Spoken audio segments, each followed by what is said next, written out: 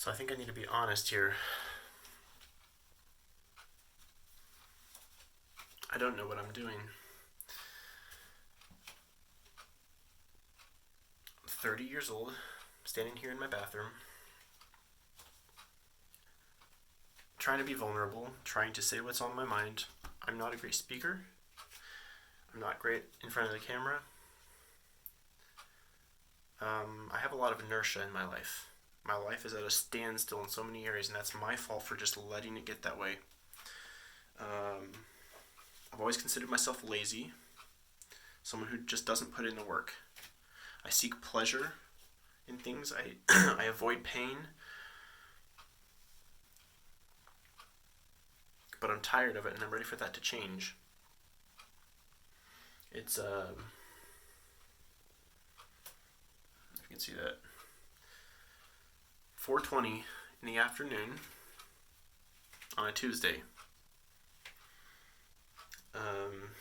In the middle of February 2020. I'm 30 years old, and I once considered myself an entrepreneur, a life coach, a YouTuber, and probably a bunch of those other ones that, we all love to call ourselves. Guess what? I'm not any of those. So many failed attempts.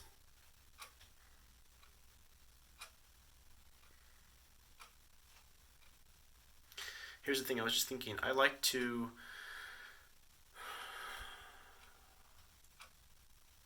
freedom. I like all possibilities. I see all possibilities. That's how my brain works. And I hate limiting myself. But like Tony Robbins, who I've been listening to, says, making a decision means cutting off all other options. And I hate that.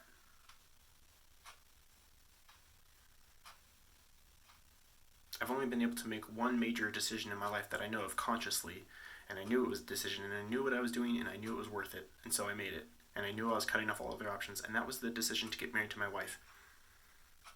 And I stand behind that decision, and I am very confident. I've never been that confident about anything in my life. I knew I wanted to spend the rest of my life with her, and I thought about it long and hard. But that's the only thing.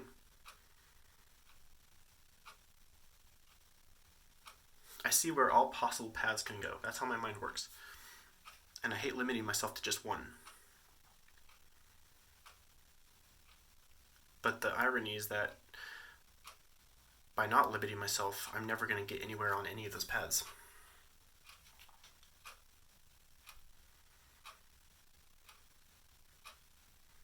The true freedom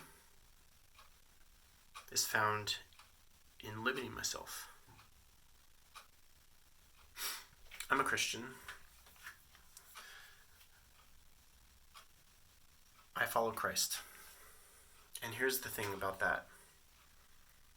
That's what it means to really be a Christian too, is to die to yourself, to die to the things that you pursue in this world, to put Christ at the center. Everything revolves around him, because everything else will fail if you put it at the center. Only Christ will not.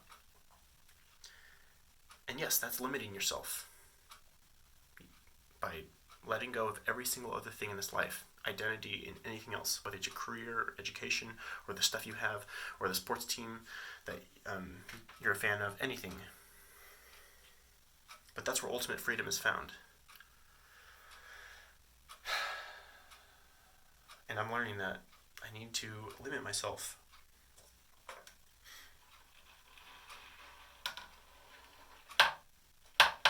It's scary, and I don't know what I'm doing. Because I've prided myself on being able to see where things go, knowing the end result. And I don't know the end result of this. And it might be the wrong choice, and I might fail. But at least I'll have chosen something, right? So this is me documenting my journey. One of the reasons why I was so scared to get into YouTube and why I could never get anywhere. I've tried so many different channels. I mean, I love editing. I love filming. I love the whole aspect of being creative with it. But I would always give up and quit, and I never got anywhere. And I think I just compared myself to an ideal that was so far out in the future. And I heard somewhere that instead of trying to make all these manicured and perfect videos, this content, quit comparing yourself to people that have already been putting in the work for years, and just start documenting your life. And I've also heard that you should show your weaknesses, show your vulnerabilities. It's how humans connect with you. Maybe I'm the only one out there like this. Maybe I'm the only Christian 30-year-old who's struggling with this decision, but I don't think so. And I think there's more of you out there who are wannabes. I'm a wannabe. I'm a wannabe. That's what I am. I'm sure there's thousands of you out there too that are wannabes also. But I don't want to be a wannabe anymore.